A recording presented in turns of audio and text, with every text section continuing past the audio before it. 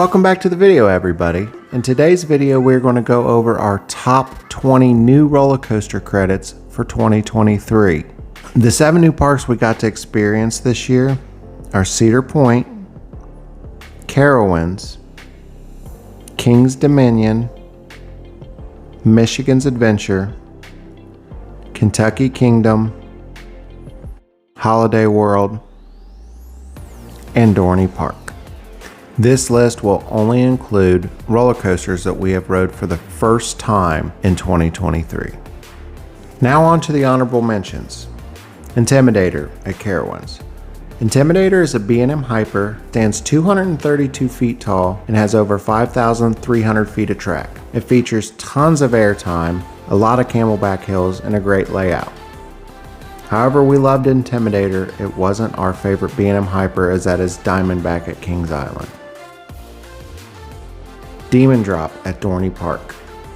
Some people wouldn't call this a roller coaster, but this is our list, and we will. It stands 131 feet tall, features 4 seat across seating, and is the craziest drop tower / roller coaster we've ever been on. It's definitely a unique experience, and you have to get out to Dorney Park just to try it at least one time.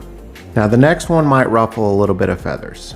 Magnum XL 200 at Cedar Point. You have to remember, in perspective, we've rode over 100 roller coasters so far. Magnum is still in our top 30. It's the world's first hyper coaster, opening back in 1989, stands over 205 feet tall, and has a 195 foot first drop. However, there are better hypers out there in today's world. Magnum is still a classic era that you have to ride anytime you go to Cedar Point. Raptor, Cedar Point. Now it's really a toss-up between all the B&M inverts, but Raptor we got to experience 3 times, and however it is a great inverted roller coaster. It's just not the best invert that we got to ride this year, but we still did want to mention it because it's fun, and if you go to Cedar Point, you have to ride it. And now off to our top 20 roller coasters. Steel Force, Dorney Park. This was one we really wasn't expecting to be that good, especially better than Magnum. However, after 4 rides on it, the whole ride experience is amazing. The first drop provides a lot of airtime, the layout and the turnaround provides a lot of G's. The turnaround was probably my favorite part of this ride. Provides awesome bunny hills on the return trip, and it's very smooth for its age. Definitely one you have to check out. Rougarou, Cedar Point. Yes, we did put Rougarou in front of Magnum, but there's a reason for that. This is a collective list. The kids didn't really enjoy Magnum too much compared to Rougarou. We were also able to get Mama on Rougarou, which made their experience a lot better. Rougarou is a fun B&M floorless coaster, provides an amazing first drop, multiple inversions, and quick transitions. There is a little bit of headbanging through the ride, but that's okay because this is lower on our list. Coming in at 18 is Tumbili at Kings Dominion. Now Tumbili offers a unique ride experience. It was our first and only 4D free spin coaster. You actually go through the track and flip upside down on the sides of it. It's definitely pretty cool. If you're ever in the Kings Dominion area, you have to check it out at least once. Possessed at Dorney Park. Possessed was our first Intamin Impulse coaster. It was our only Intamin Impulse coaster. Launching backwards into that vertical spike provides a tickling feeling in the gut like no other coaster. It's fun to launch back and forth up each spike. It was one of our favorite coasters of the year and makes Dorney Park worth visiting.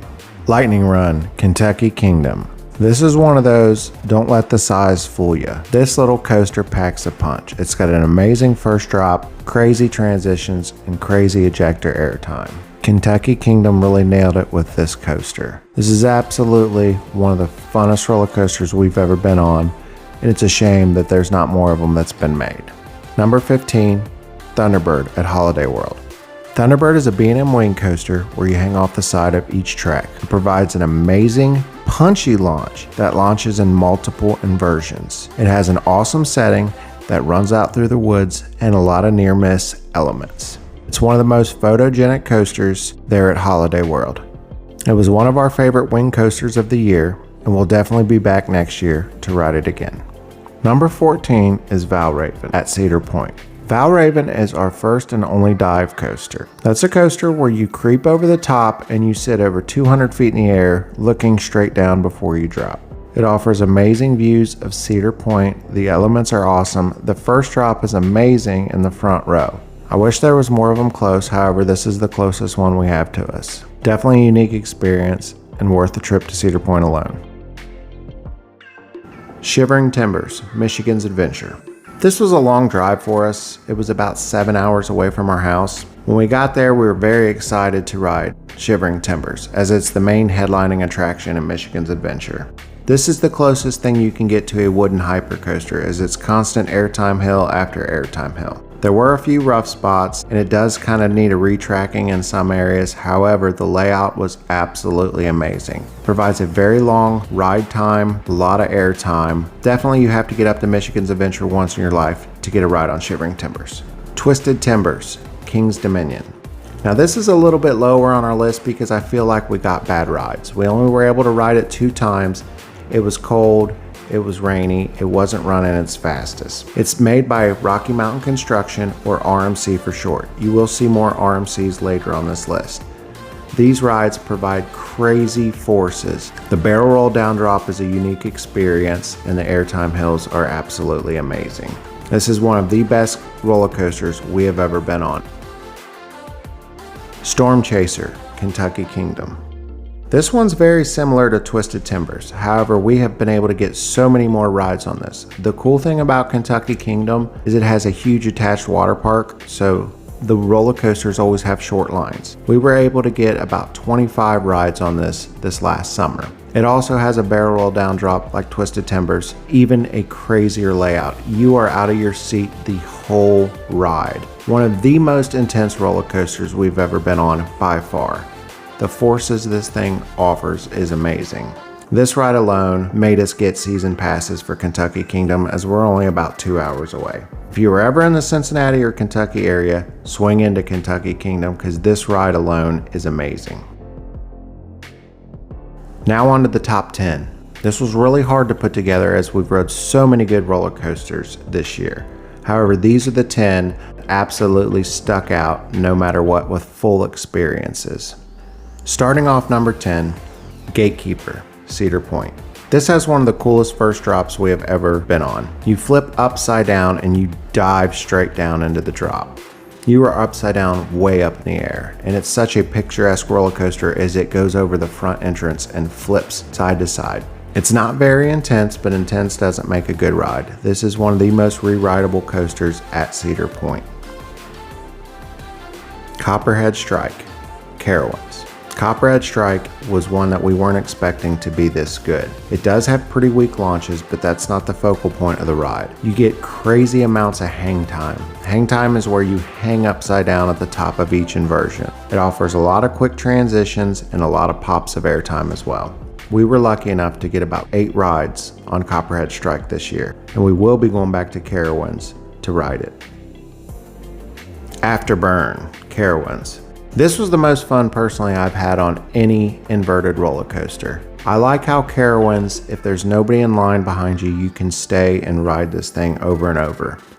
I was able to get 6 rides on it without having to get off the ride at all. The first drop's amazing, all the inversions are amazing, the tunnel is amazing, it is one of the coolest layouts, and this thing blows any other invert out of the water. It's absolutely amazing. Millennium Force, Cedar Point. Millennium caught us by surprise because we have already rode a few Gigas at the point of riding Millennium. We heard that the layout wasn't very forceful, but it doesn't need to be. It's more of a graceful Giga. A Giga coaster is any roller coaster that stands or has a drop of over 300 feet. It is monstrous on the Cedar Point skyline. Offers a good first drop and amazing view from the roller coaster. We were lucky enough to get multiple rides on Millennium Force, and we will be going back to Cedar Point next year just to ride this. The Legend, Holiday World. This thing absolutely surprised me more than any other roller coaster I've ever been on. I wasn't expecting much. I wasn't expecting hardly anything from this ride. When I got off of it, I knew that it was one of the best wooden coasters I've ever been on in my entire life. It often gets overshadowed by the Voyage, which we will get to here in a few. But do not sleep on the Legend. The amount of crazy lateral forces in this roller coaster is insane. We were able to get a few rides on this, including a very hot night ride, and this thing was flying. Absolutely one of the most crazy, intense wooden coasters we have ever been on. Maverick, Cedar Point. We heard all the hype about Maverick, and after our first ride, we weren't all that impressed. However, after 3 or 4 more rides when it was running hot, this thing is nuts. Absolutely insane whippy transitions beyond vertical drop. One of our favorite roller coasters we have ever been on. Every time we go to Cedar Point, we have to ride Maverick at least once, sometimes twice depending on the line. And that is one of the downsides. It always has at least an hour wait, and we are not baller enough to have fast passes because that's expensive. I-305, King's Dominion. This is essentially just a large Maverick. This thing stands 3 times as tall, 305 feet to be exact.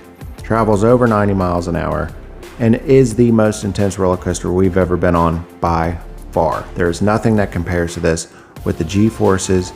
Many people black out and pass out on the roller coaster. It is that intense. Absolutely crazy forces. The switchbacks from left to right throw you around like a rag doll. Of course, my kids loved it and we had to ride it like 4 or 5 times.